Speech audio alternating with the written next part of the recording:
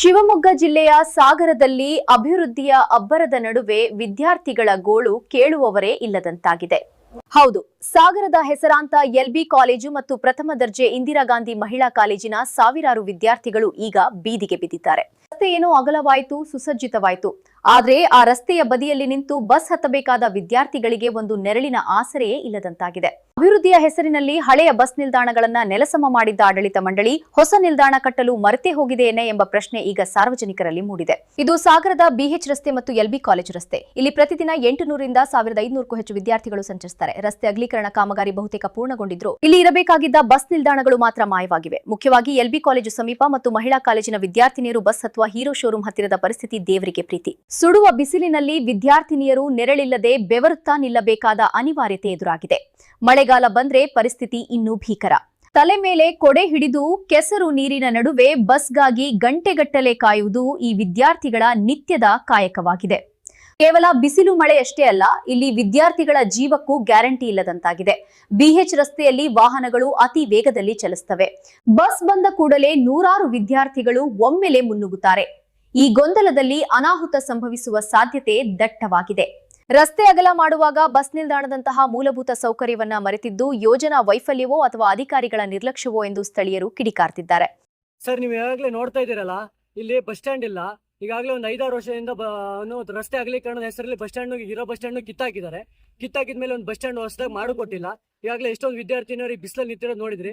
ಇನ್ನೊಂದು ತಿಂಗಳು ಹೋದ್ರೆ ಮಳೆಗಾಲ ಸ್ಟಾರ್ಟ್ ಆಗುತ್ತೆ. ಮಳೆಗಾಲದಲ್ಲಿ ಕೂಡ ಇದೇ ತರ ಮಳೆಯಲ್ಲಿ ನಿಲ್ಬೇಕಾಗುತ್ತೆ. ಈ ತರ ಒಂದು ಪರಿಸ್ಥಿತಿಯಲ್ಲಿ ನಾವು ವಿದ್ಯೆ ಕಲಿತಾ ಇದೀವಿ ಒಂದು ವಿದ್ಯಾಸಂಸ್ಥೆಯಲ್ಲಿ. ಹಿಂಗೆ ಆದ್ರೆ ವಿದ್ಯಾರ್ಥಿಗಳು ಯಾವ ರೀತಿಯಾಗಿ ವಿದ್ಯೆ ಕಲಿಬೇಕು ಹೇಳಿ? ನಮ್ಮ ಆಗ್ರಹ ಒಂದೇ, ಬಸ್ ಸ್ಟ್ಯಾಂಡ್ ಕಟ್ಸ್ಕೊಡಿ, ನಮಗೊಂದು ವ್ಯವಸ್ಥೆ ಮಾಡ್ಕೊಡಿ ಅಷ್ಟೇ. ಇಲ್ಲಿ ತುಂಬಾ ಮುಂಚಿಂದನೂ ಬಸ್ ಸ್ಟ್ಯಾಂಡ್ ಇತ್ತು. ಆ ಕಡೆ ಎರಡೂ ಕಡೆಗಳಲ್ಲಿ ಬಸ್ ಸ್ಟ್ಯಾಂಡ್ ಇತ್ತು. ಆದ್ರೆ 2020ನೇ ಇಸ್ವಿ ಸಮಯದಲ್ಲಿ ರಸ್ತೆ ಅಗಲೀಕರಣ ಸಮಯದಲ್ಲಿ ಬಸ್ ಸ್ಟ್ಯಾಂಡ್ಗಳನ್ನ ತೆಗೆದ್ರು.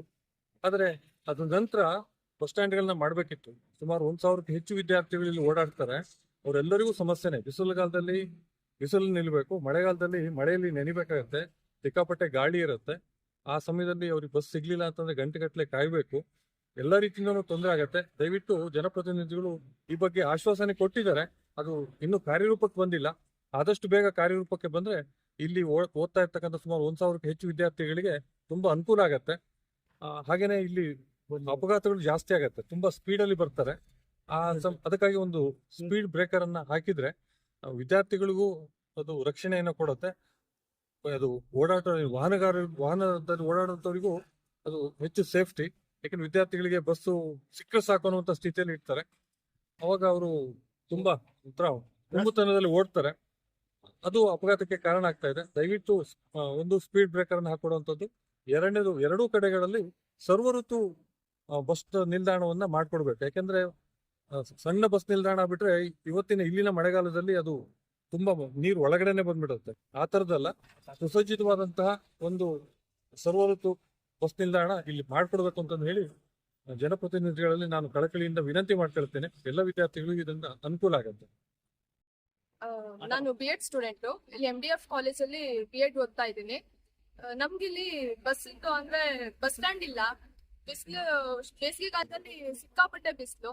ಅದು ನಾವು ಹೆಣ್ಮಕ್ಳು ಜಾಸ್ತಿ ಇರೋದ್ರಿಂದ ಸಿಕ್ಕಾಪಟ್ಟೆ ತ್ರಾಸ ಆಗತ್ತೆ. ಮಳೆಗಾಲದಲ್ಲೂ ಅಷ್ಟೇ.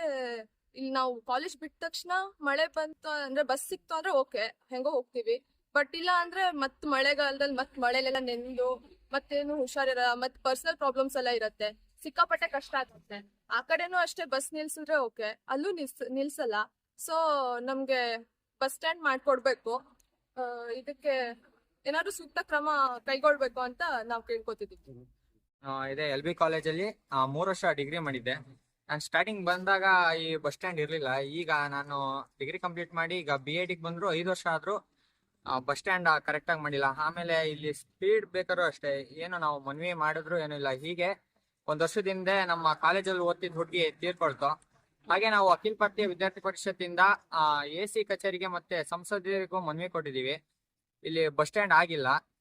ಈಗ ಇನ್ನೊಂದು ವಾರದಲ್ಲಿ ಮಾಡ್ಕೊಳ್ಳಿಲ್ಲ ಅಂದ್ರೆ ನಾವು ಉಗ್ರವಾಗಿ ಪ್ರತಿಭಟನೆ ಮಾಡ್ತೀವಿ ಕಾಲೇಜಿಂದ. ಶಿಕ್ಷಣದ ಹಕ್ಕನ್ನ ಸುಗಮಗೊಳಿಸುವವರು ಮತ್ತು ಸಾರಿಗೆ ಇಲಾಖೆ ವಿದ್ಯಾರ್ಥಿಗಳ ಈ ಸಂಕಷ್ಟಕ್ಕೆ ಇನ್ನಾದರೂ ಸ್ಪಂದಿಸುತ್ತಾ?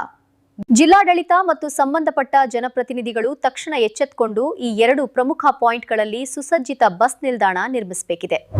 ವಿದ್ಯಾರ್ಥಿಗಳ ಆರೋಗ್ಯ ಮತ್ತು ಸುರಕ್ಷತೆಯ ದೃಷ್ಟಿಯಿಂದ ಈ ಕಾಮಗಾರಿ ಯುದ್ಧೋಪಾದಿಯಲ್ಲಿ ನಡೆಯಬೇಕಿದೆ ಎಂಬುದು ನಮ್ಮ ಆಶಯ. ನೋಡ್ತಿದ್ದೀರಿ Suddimane news digital media. Co sponsors ನಿಮ್ಮ ನೆಚ್ಚಿನ ಹಾಗೂ ನಂಬಿಕಸ್ಥ ಸಂಸ್ಥೆಗಳಾದ RBD group of companies, royal beverages depot, royal builders and developers, royal ventures private limited, RBD motors, RBD Souharda Sahakara ಸಂಘ ನಿಯಮಿತ, ಸಾಗರ. ಇದು ಜಮೀಲ್ ಸಾಗರ್ ಅವರ ಸಾರಥ್ಯದ ಸುದ್ದಿಮನೆ ಡಿಜಿಟಲ್ ಮೀಡಿಯಾ, ಸತ್ಯದ ದಾರಿ, ಜನಸಾಮಾನ್ಯರ ಧ್ವನಿ.